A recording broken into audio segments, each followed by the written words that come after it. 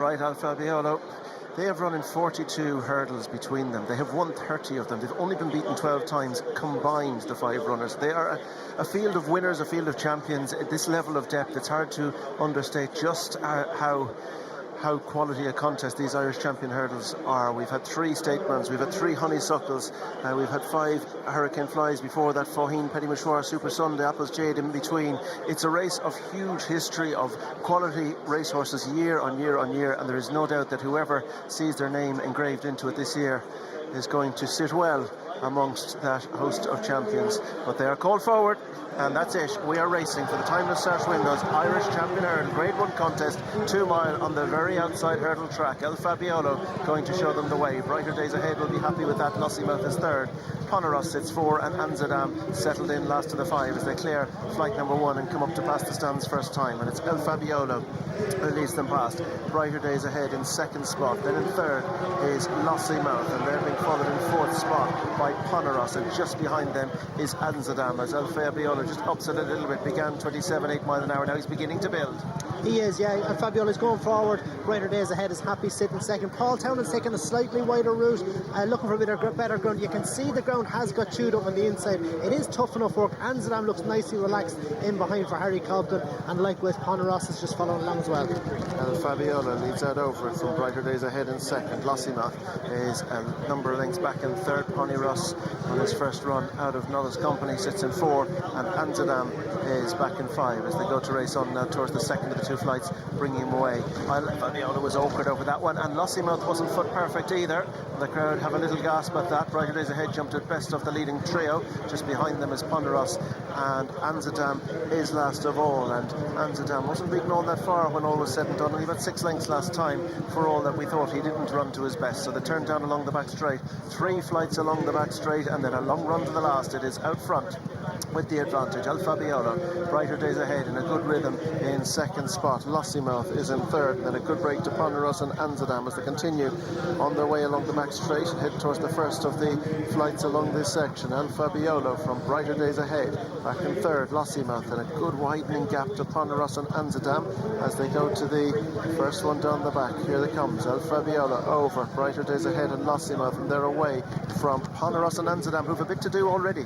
Yeah, El Fabiolo has jumped better there than he did the previous hurdle. Brighter Days Ahead is the one who's travelling with most comfort with Jack Kennedy. You see Paul is, and Lossiemouth is racing slightly behind the bridle. You could say that is a slight concern. She's got a bit high there, so she's not finding it as easy as Brighter Days Ahead, but she will keep that gallop up. That's the stamina test that she wants. Paul will be happy to be semi-flat to the boards, if you like. So it's interesting to see Jack go forward with Brighter Days Ahead, but it's how well she gets the trip Brighter Days Ahead.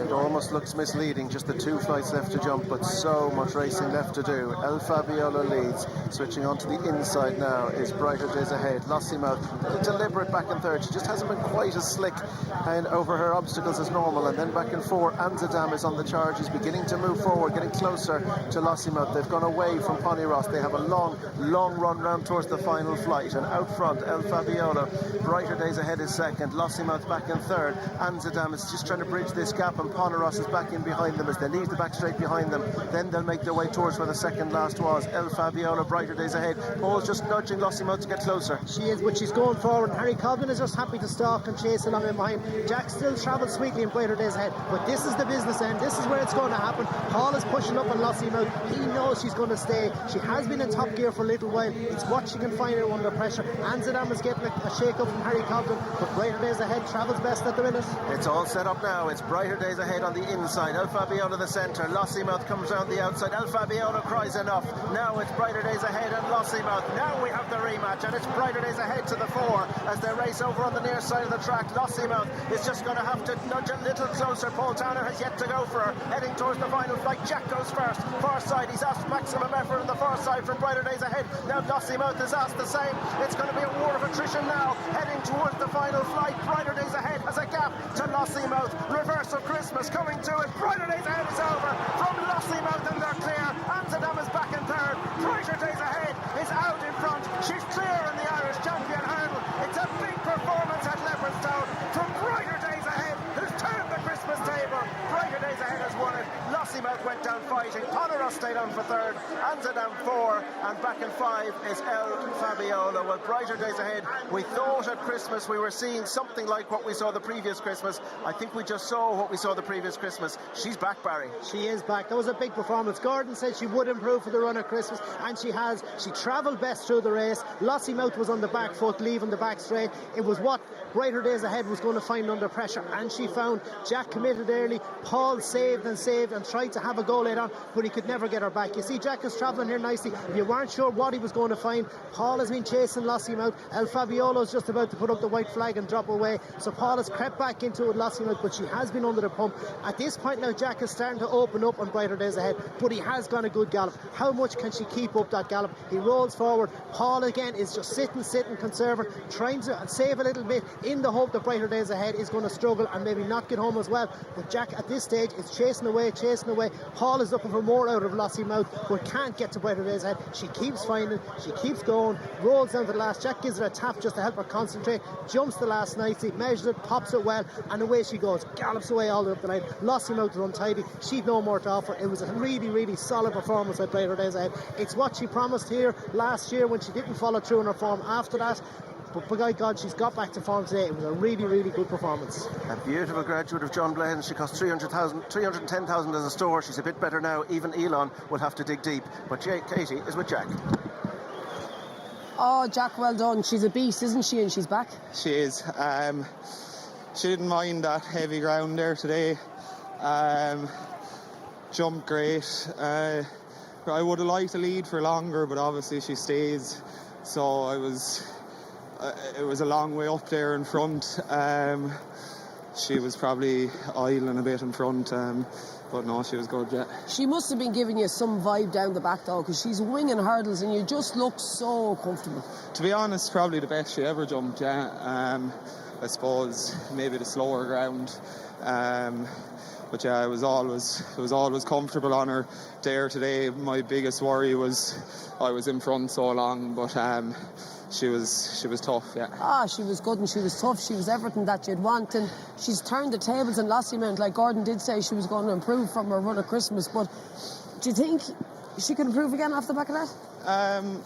Hopefully, yeah. She probably will have to, yeah. But hopefully she can.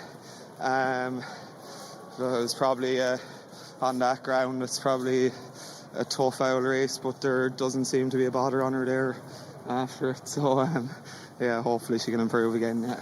Brilliant, Jack. You're not finished yet. Bones on fire in the next, and you must be absolutely buzzing for Romeo Coolio tomorrow. Yeah, really looking forward to him. All the horses are running well, so it's great. So fingers crossed, yeah. Cool, Jack. Well done. Yeah, thanks.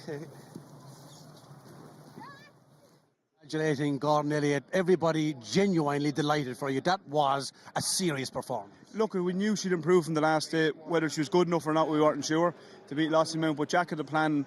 If no one was going to make it, we were going to make it. But she's very tough. She stays. Look, it's great to be involved in these races, and to win them is just extra special. I was so nervous coming to the last, just thinking I hope she jumps us. But look, Lossiemouth is a superstar, and our one's a superstar as well, and it's lucky to have her. Talk us through your thoughts during the race, because it seemed to be going absolutely picture perfect for you. I was happy the whole way. Thought going to the second last, here comes Lossiemouth, now we're in trouble. But new Jack seemed to be happy. Delighted when I seen him switching to the inside, and he could let her roll on. Just very happy. As I said, like Michael and Anita are here today, and in fairness to them, like, they're big supporters of Irish racing and they're big supporters of Cullentraw House, so I'm delighted they're here. I was chatting to him beforehand and he was looking forward to her. Yeah, he hasn't been racing, I think, in a while, so since Cheltenham, so it's brilliant he's here, and Anita as well, and the kids are here as well, two of them, so it's great. You won this race back in 2019, if memory serves me right, with Apple's Jade, but this lady, you've always said, is a specimen. This lady has serious ability. All you have to do is look at her. She'll take the eye of her head. She's gorgeous. But look, the plan was to go chasing this year, and Michael put his foot down and he says the season's halfway gone, so right he was. He normally is right. At least we know now there isn't a discussion. There is no mayor's hurdle. It's a champion hurdle, Gordon Elliott, isn't it? I hope so. Well done. Thank you. Cheers. Thanks.